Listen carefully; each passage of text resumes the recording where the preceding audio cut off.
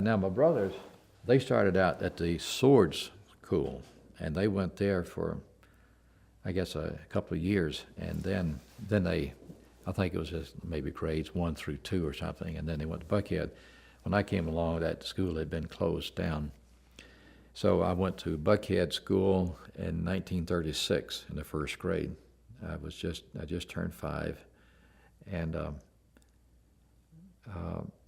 there was no foolishness in schools. I mean, sure, we were all poor, relatively poor, and but we did have textbooks, but we had loving but strict teachers. Our principal, Mr. Crawford, who's the father of drugstore Crawford here in Madison. I love that man.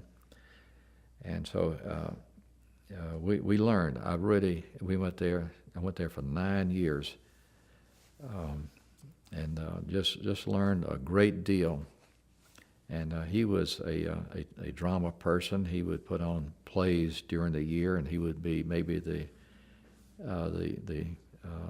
star actor, but he just was real good at drama. But he could do that in the classroom, and he just portrayed like Julius Caesar and things like that in the classroom, and you just would never forget it. We heated with coal, and we had big pot-belly stoves in each of the room, and we were assigned the day that we had to do the grate, take the ashes out, and then put the paper from the preceding day from the trash cans in there with a little kindling, and then start the fire, and then put the coal in there. And we were fairly comfortable.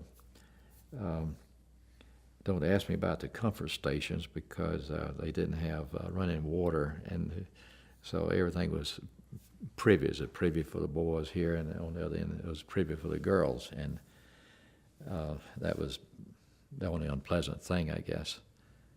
And we were not allowed to go across the road, Buckhead Road, which is right beside the Buckhead Fire Department now, but that was, the fire department is where our 2-story school was, had grades through 9. I would say probably 180 to 200, something like that, kids. And when I started in 1936, we didn't have the gym, which is now the skating rink.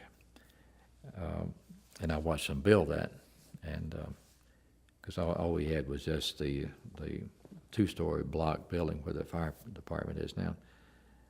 And then they built the gymnasium, and they had 2 classrooms. And they moved the 2 classrooms and then a stage, and that was to be for plays, but then we didn't have much drama.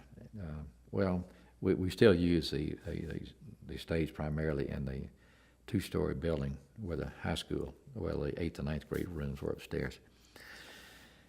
The building, let's see, we didn't have any lunchroom, so we had to bring our lunch, 1st grade, 2nd grade, 3rd grade.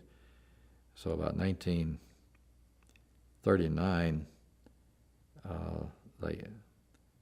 they started a lunchroom using the 1st grade building. It may have been 38, but using the 1st grade little white building out towards Buckhead Road. But then when they built the gymnasium with 2 classrooms, they moved the 1st grade in one of those classrooms, and the 5th grade, they were doubling up, so they moved the 5th grade out by itself, so it'd be just the 6 alone in that classroom. And then they started having lunch, and it was 15 cents a meal. And sometimes it wasn't really worth that. We had a student, old Gordon Fleming. One day we had some soup that it was just terrible, and chocolate milk using evaporated milk, and it just had that cooked flavor. And his mother was a teacher, but didn't get her in any trouble. He said, for 2 cents, I would pour this chocolate milk in that soup. I just happened to have a couple of pennies in my pocket, and I gave it to him. Well, he took my dare, and I thought that he it was almost inedible to start with. And I said, well, that obviously will make it inedible.